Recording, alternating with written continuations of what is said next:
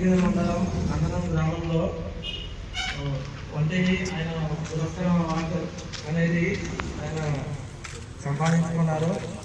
అలాగే రవి సురేందర్ రెడ్డి పురస్కారం అవార్డు అనేది వచ్చింది. హైదరాబాద్లో నారాయణగూడలోని ఒక ప్రోగ్రాంలో ఆయనకు పురస్కారం అవార్డు అందుకున్నారు.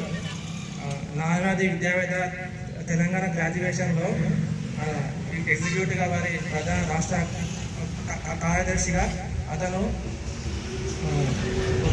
ఒక నవాత్పల్లి గ్రామంలోని ఒక ఆలయ నిర్మాణంలో లక్ష్మీనరసింహస్వామి నిర్మాణంలో ఎంతో కృషి చేశారు. అలాగే వారి పట్ల తెలంగాణ వాదులు హర్షం వ్యక్తం చేశారు.